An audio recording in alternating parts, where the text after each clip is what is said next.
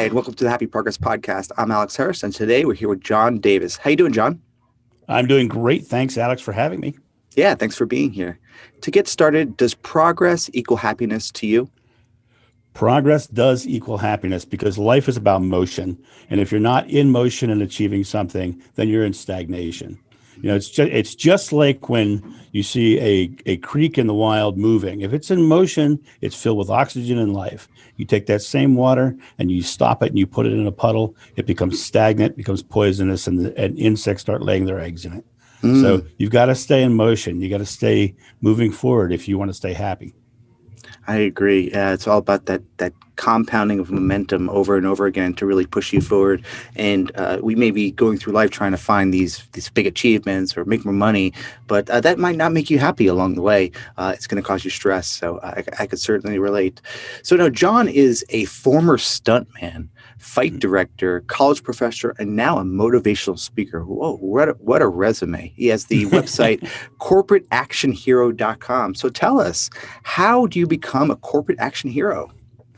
Well, first of all, let's think about what words action hero actually mean.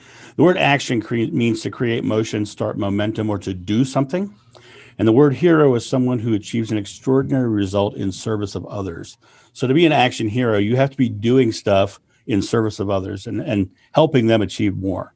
And so that's what that comes from. But the reason I chose action hero is because many years ago, I used to do a comedy sword fighting show called Hack and Slash. I did that all over the country. Did that at Renaissance festivals for Mm, many years. And for those of you who don't know what Renaissance festivals are, basically what that means is for many years, I was wearing tights and living in the woods.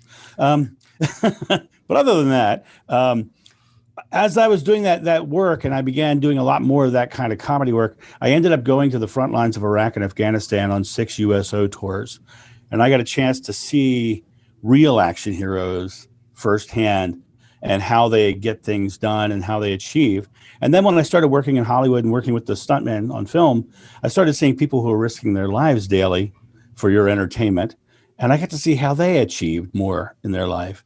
And so I started taking this theme of action hero and I started building my own process. And I thought, all of us, if we're going to keep moving and we're going to achieve more in our life, we really have to awaken that inner action hero within us and go out there and achieve, daily. And that's why I ended up changing it to the corporate action hero, because I wanted to take that message into corporations, into places where I could hit the most people as possible. mm. Well, I see it all the time. Hiring people or bringing people on, getting them out of their comfort zone in a corporate environment is somewhat of an undertaking. Kind of, have to really get people out of their skin and out of their comfort zone to feel confident about doing consulting, doing sales, doing marketing, or whatever it is.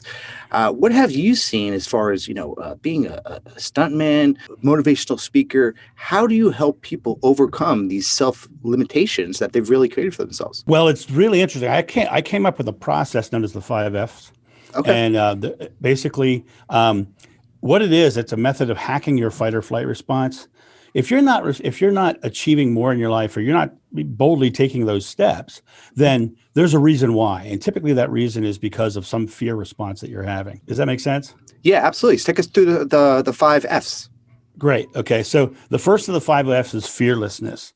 Most people are afraid to get started and do something. When you're starting out to try to achieve something different or something more, there's always a limitation of your self-doubt, your self-worth, whether you can do something. And we all have a natural fight or flight response that tells us, we should assess everything as a threat and then make that adaptation around that. As far as how do you overcome your fear, the first thing you have to do is realize that fear is an emotional reaction to some future event that may or may not happen.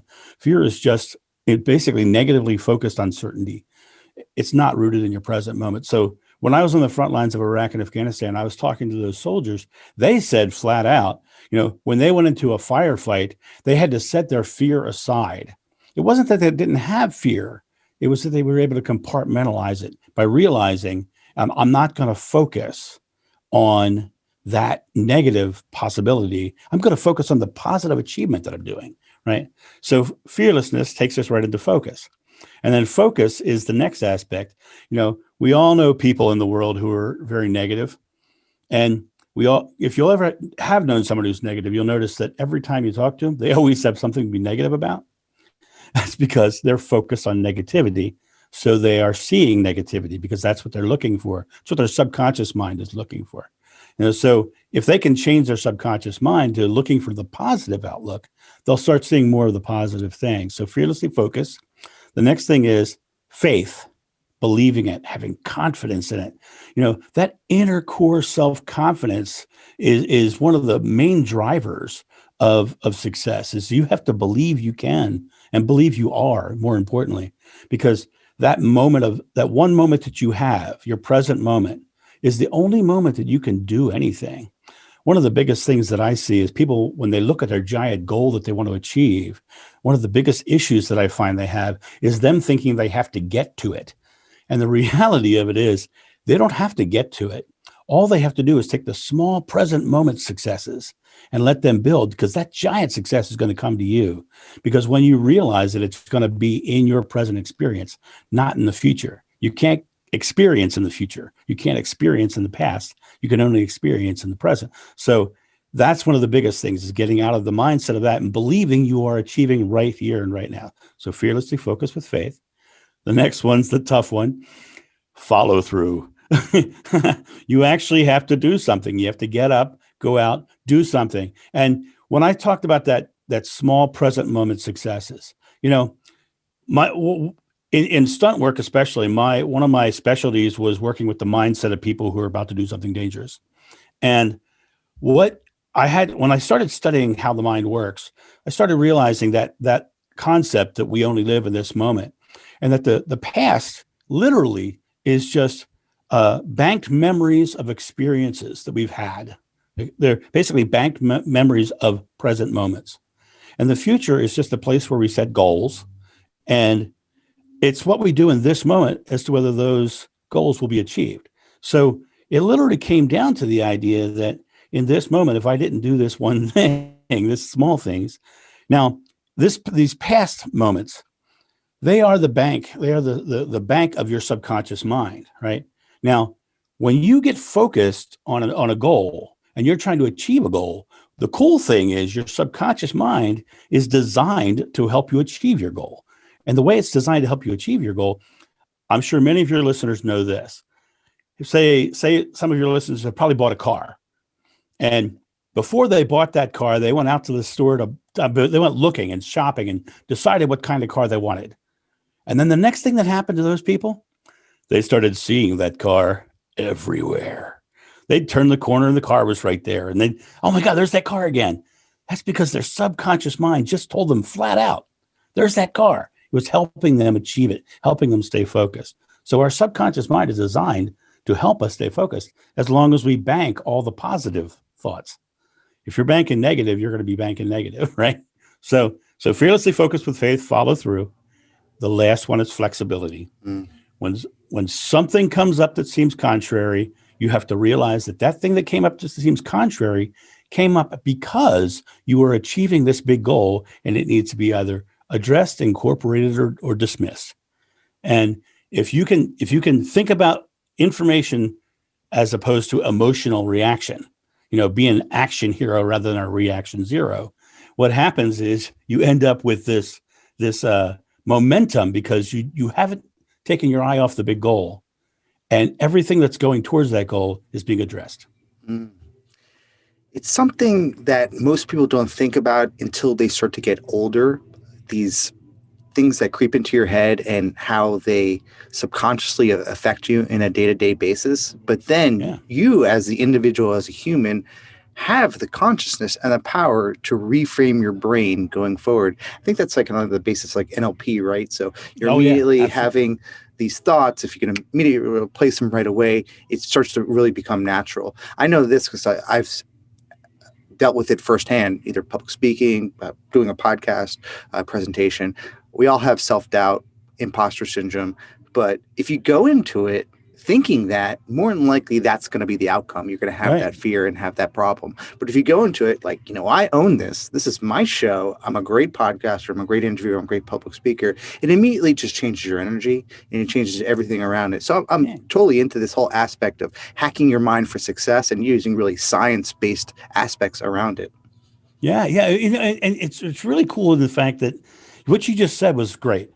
I am good at this. I am great at this. And whatever you put after I am is what you're doing. Mm-hmm. Which is why when I'm coaching a client or working with somebody who's trying to achieve more, I automatically buy them a digital recorder, voice recorder, and I hand it to them and I say, I want you to turn this on. I want you to put it in your top pocket, and I want you to walk through your day. At the end of the day, I want you to go back and I want you to listen to what you said today, but specifically, I want you to listen to what you said about your present moment.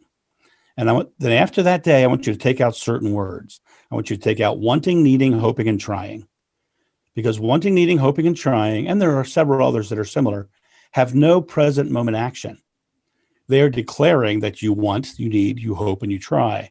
Whereas if you could say, I am doing, I am creating, I'm enjoying, then you're going to change your entire experience, because now those subconscious thoughts behind you are going to be the thoughts of someone who is actively achieving. So, That totally makes sense. and yeah, so that's what's one of the aspects. The other thing is, in the 5 Fs and in the process of achievement itself, we always go back to the fears that we're dealing with, right? And most people have a real tough time getting past fear. And to them, I say this: if you've ever watched a National Geographic show on television, you probably saw that one episode with the gazelle. It's a joke, of course, because every one of them has the doomed gazelle, right? The doomed gazelle. He's sitting there eating grass out in the field, munch, munch, munch, and then suddenly the predator cat hits the field. Well, the first thing the gazelle does is go gasp for air. And the reason it gasps for air, most people think when they're scared, they can't breathe. Well, that's not actually physiologically what's happening in the body when you're in fear. What happens in that first gasp is you're actually pumping your lung up completely full, and your body doesn't let the air out.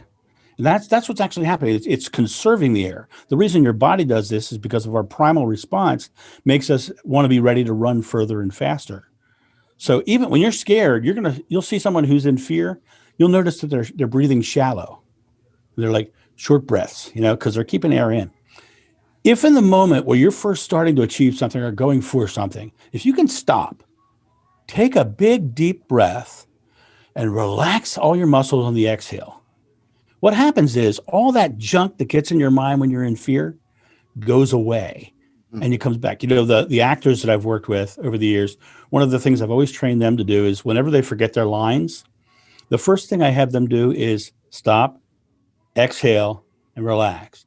And all their lines rush back into their head. And the reason that works is because when you get into a fear state towards something, what happens is your body says air is more important than anything else. And so your body it supersedes anything you're thinking. And it says, I need air, I need air, I need air. And that's why the anxiety starts to build. And if you take a breath, relax, and you give it the relaxation and let the air out and let go, okay, I don't need it, I'm fine. What happens is, okay, I can shut off that thing that's saying I need air, and I can now go back to thinking.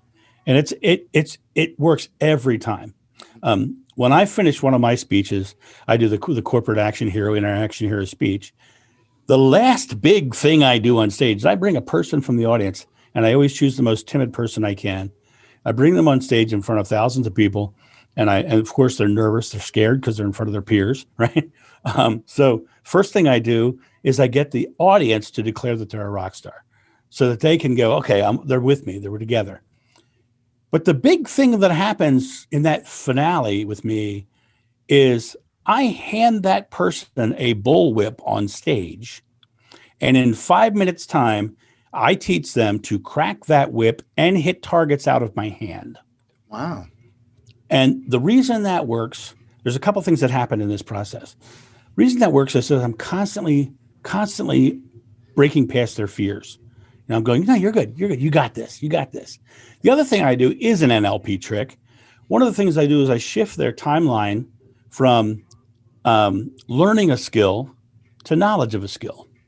And the way I do this is a couple of things. The first thing I do is I let them go into the learning process of cracking the whip by never talking about whips. Because when you think whip, you think pain, danger. Some people think frisky Friday night, but we won't go there. All right. What they think, they have a thought process about what whips are, right? And what I do is I talk about fishing, and I talk how do you cast a fishing rod, because fishing is serene and calm. So I got them in a mindset of serene and calm, and I got them casting their fishing rod, and I make jokes, and I have the audience do funny faces, right, all this stuff, and they crack the whip, and it's loud, and I get them to do it a couple times, and I turn to them afterwards and say, "Did you hear it crack? Did you hear it crack?"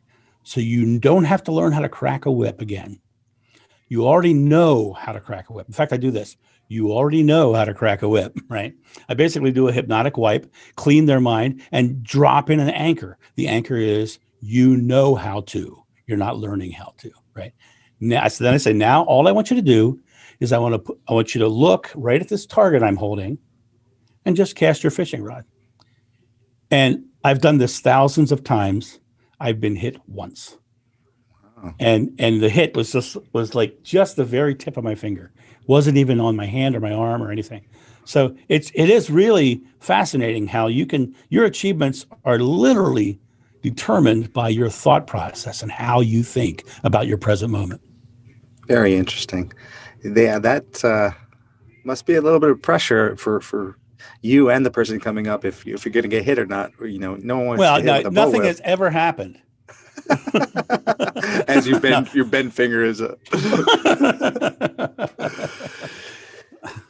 So tell us a little bit about you. I mean, as you've come up, you were a comedy sword fighter. First, we wanted to know if you were swallowing swords there, and a fight director, and then became a college professor, and then turned that into motivational speaking. And maybe just talk about, maybe some of the people that you've helped train as a stuntman. The majority of the people that I've worked with are in live theater.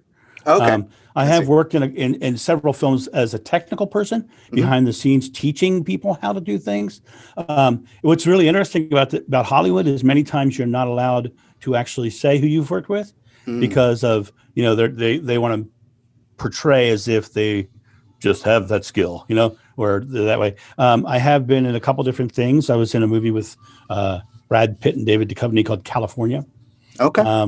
And a couple things, but as far as live theater, we've done everything from high falls and jumps. Now, let me just kind of tell you a little story about how I came to that thing, that space.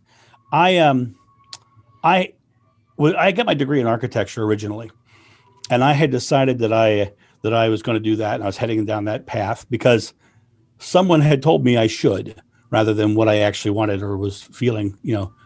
My passions were, and what happened was I got invited to a Renaissance festival and fell madly in love with the Renaissance festival. And then the next year I was working at that Renaissance festival, and I met two of the top fight directors in the country, and they saw that I had talent and they offered me their training for free. And so I was like, oh, that's great. So now I'm really passionate. I found something I'm very passionate about: stage combat, stunts, things of that nature. I'm now in my early 20s, 21, something like that. And strong as a rock. I got my black belt. I'm really kicking butt. And what was interesting was that I really wanted to become that stuntman. That was the goal. Well, a friend of mine was a professional potter, because I had lots of friends who did crafts because of being at Renaissance festivals. Mm-hmm. And he called me up one day and said, "Hey, John, I got a van load of clay coming in. Can you help me unload it?" I said, "Sure." So I went over to his house. I climbed up in the van because I was feeling strong as a rock, and I got in there and I picked up an 80-pound box of clay. And when I picked up that box of clay and I turned to set it outside of the van, my upper spine separated from my lower spine and I collapsed, and they hauled me to the hospital, and I was paralyzed for about 3 months. Oh my God. And they informed me that I had a condition called spina bifida occulta. Now, what spina bifida occulta is basically the three vertebrae directly above my pelvis.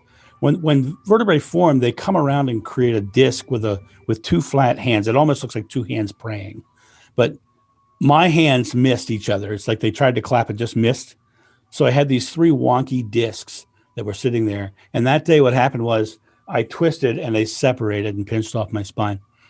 During that time, someone gave me a book called The Tao of Jeet Kune Do by Bruce Lee, which is the number one martial arts book still selling today. And it talked about the flexibility and being like water and the mindset of martial arts. And it really gave me a process of thought where I can achieve. And the doctors wanted to put a pin in my back to fuse those those vertebrae. And I knew full well that if they put a pin in my back, that would absolutely end any stunt work I could ever do, because that would create a rigid spine, which would break again. And so rather than doing that, I started training my back and training the muscles in my back. And I never had my back fused.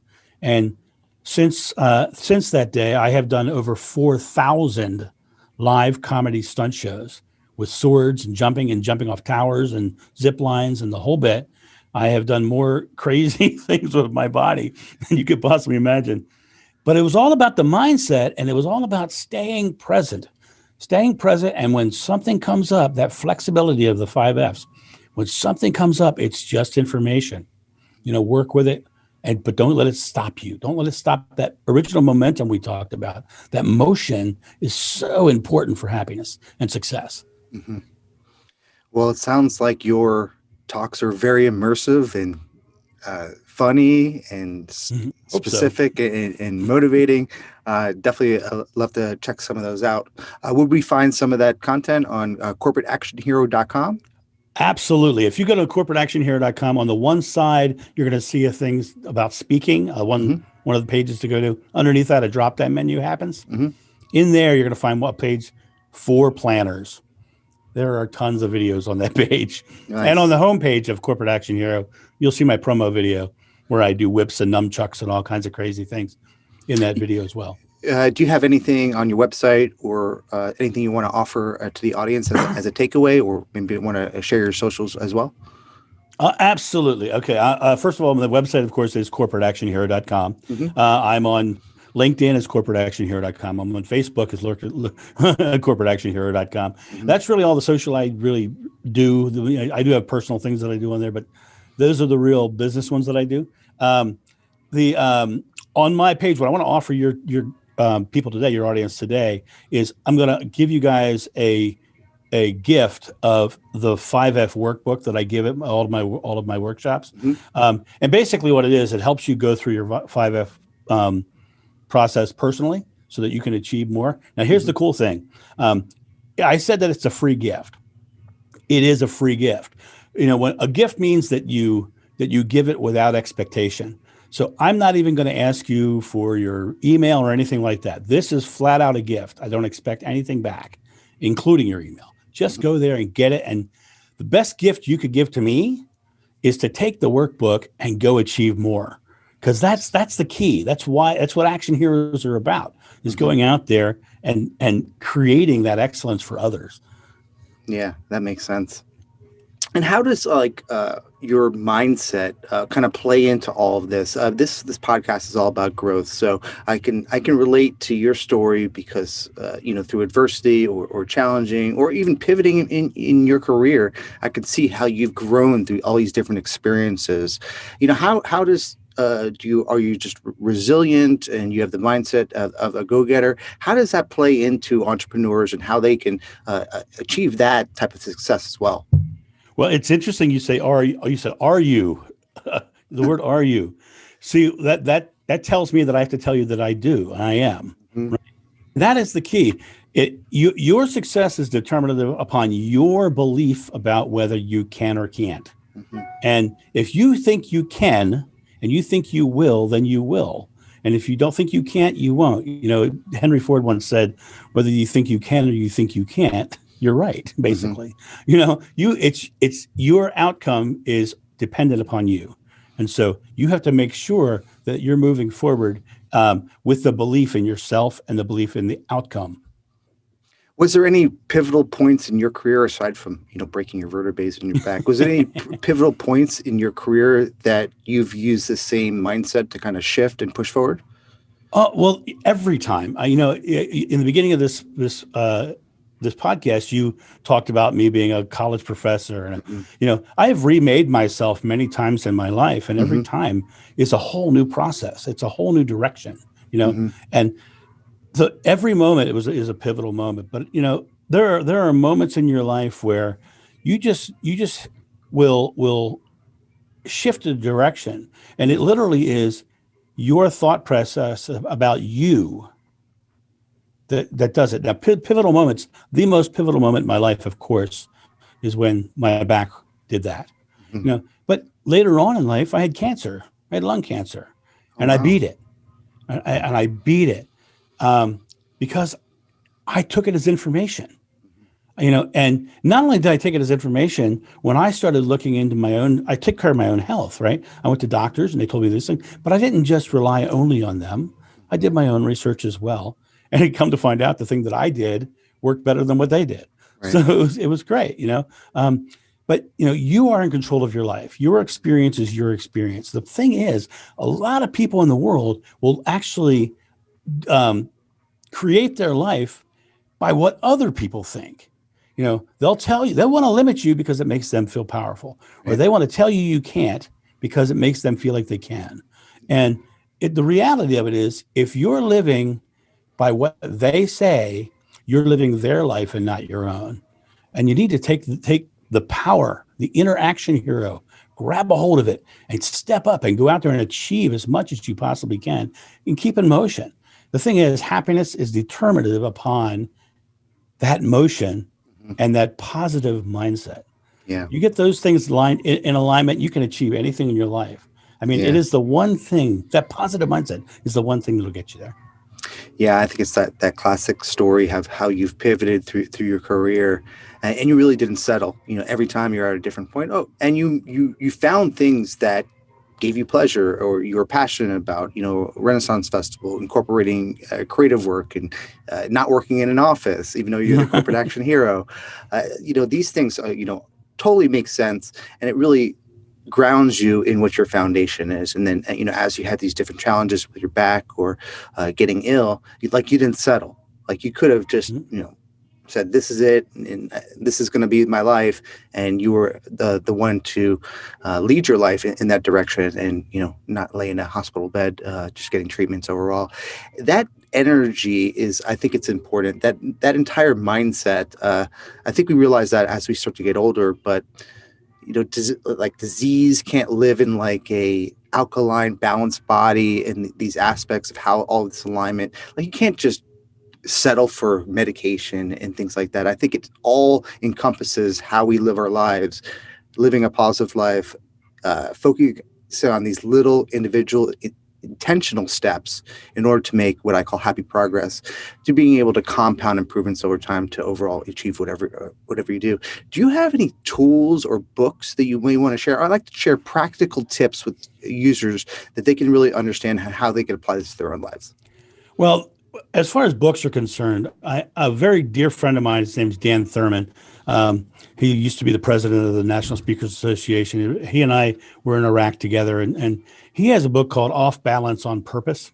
Hmm. And it is profoundly a book to keep you moving, because he talks about the idea of, if you want to go in a new direction, you've got to be willing to put yourself off balance. You've got to be able to put yourself into situations that are possibly aren't achievable. That risk that you take. Hmm. You know how we process risk is determined by how we not how but what we believe about our present moment. Totally. If we believe we're an achiever, then risk is minimized. Hmm. But if we believe in negative outcomes and it's going to turn out bad, Hmm. then our risk is going to seem much more dire. So the tools that I would suggest really are his book and that workbook that I'm giving you guys, because that 5F workbook, I spent a lot of time taking the 5Fs and turning it into a tool specifically for the individual to help them achieve more. To me, it's really important, because what I talk about when I'm teaching is simple. it's a simple process. Is stay in your present moment and make each moment successful, because each moment, as it becomes successful, compounds and builds this past subconscious mind, right? So now you're creating a really positive outlook. When I talk about this at the end of my speech, I have I step out with the whip, and I go, well, the first time you crack a whip, it's hard. The first time you step into trying these new techniques, it's hard. But check this out. I cracked the whip. I say, the first time I cracked it, it was really difficult. But the second time was easier. And I do a real quick double crack. I said, but once you get the mindset that I can crack a whip no matter what, then what happens is you end up being able to crack the whip all over the place. And then I do, of course, I do a wild, crazy bullwhipping routine, wrapping around my body and all kinds of stuff. And that's a whole lot of rapping. But that idea that your mind says, I can, your achievements get easier after, along the way. The first one's hardest. But then they get easier and easier and easier and easier and easier. So if you got a new business, if you got a new venture, the beginning of it can seem so daunting, but no great success has ever magically achieved in your present moment. It's never magically appeared. Boo, there it is. It all depends on how this present moment is created. What is your thought, word, and deed right now? And if you can get your thought, word, and deed in alignment with your goals and the positive outcome of them, then you have no way to fail. Love it. Now, if you want to get John's workbook for the 5Fs to hack your mind for success, you can get that by visiting corporateactionhero.com. And also, if you want to get it from the show notes, you can visit happyprogress.com/John Davis, where I'll have all the notes and the links to all the great content he's created for you to link out to. John, what would be one final piece of advice that you want to share with young entrepreneurs who really are looking to grow, but only not from a career perspective, to find more fulfilling work, to find passionate work, things that they want to actually do with their lives and really make a difference? Lean into your family and your community. Lean into the people around you. They are your support. They are your resource. They are the thing that's going to get you there. You may have a giant picture of what you want to achieve, but you may not know all of the little intricacies of how to do it. But I'll bet you know people who know that part. Lean into the strength around you. The community, the family around you is your success. It is part of who you are. We're all one in this world. We're all here to help each other to achieve more. And so I'm sure that your family and friends and the community around you would gladly help if they knew they could. So a lot of entrepreneurs that I know will automatically say, well, it's me. I am an entrepreneur and there's no community around me. There's no team to work with. Create your team and realize your team isn't always employees. Your team isn't always, partners. Your team can sometimes be, for me, my son, he's 17 years old. He's 6'5". He's a monster kid, but he is one of the naturally smartest people I know. And he told me, I'm going to tell you real quick. We have a Nerf crossbow, and I know many of you on this have a Nerf crossbow, because I've asked that question in hundreds and hundreds of speeches around the world, and I have never had an audience where someone hasn't had a Nerf crossbow. Nerf crossbows are very, very accurate. And my son, when he was 6 years old, he and I had a very specific game we used to play, and the game went something like this. One of us would sit on the couch in the living room. We would shoot across the living room floor, through the kitchen door, hit the side of the stainless steel trash can in the kitchen. It would go ping, and my son would giggle, right? It was the best, right? So these Nerf crossbows are really accurate. So being so accurate, you could hit it every time. My son at 6 could hit it every time, right? It was simple. So what we did was we made the game harder. Whoever wasn't shooting would stand halfway between that couch and the kitchen door with 2 Nerf swords. And we'd be flailing them up and down in opposite directions, trying to make sure nothing got through, right? Well, of course, being a dutiful father, my job was to let my 6-year-old win. And so I would get up there and I would act like I'm flailing, but I'd leave the whole center wide open so he could shoot straight through. He didn't get it. Well, then it came to me shooting, and I'd go over there. My son would be flailing those swords. And, of course, I wouldn't want to hit the trash can because I wanted him to win. So I'd shoot the wall and the floor and the ceiling and him, anything but the trash can. About the fourth or fifth time I did that, he started laughing really hard. And I said, "Why are you laughing, Kynan?" He says, "Dad, I know why you miss." I said, "Why, Kynan? Why do you think I miss?" He says, "Because you don't believe you're going to hit it." Awesome. Right. That's the wisest thing I've ever heard. You have to believe it. You have to have that confidence. You have to have the third F. You have to have faith. Yeah. That it's the core element of all of us. That makes sense. Well, thanks a lot for your time, John. Thank you, Alex. It was an absolute pleasure, and I hope your friends. By the way, when you go to my website, you're not going to find the free gift. I wanted to make sure that I will send you the link. It actually has a little bit hidden after it. It's a hidden page just for you people. Sure. But it'll be corporateactionhero.com.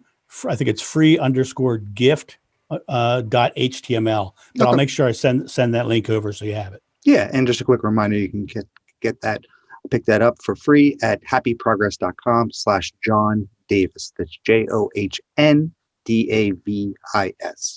And have a great day, and let's continue to make happy progress. Thank you for making Happy Progress part of your day. How are you going to take advantage every day? Please let Alex know by visiting the website happyprogress.com. Together we will prove that progress equals happiness.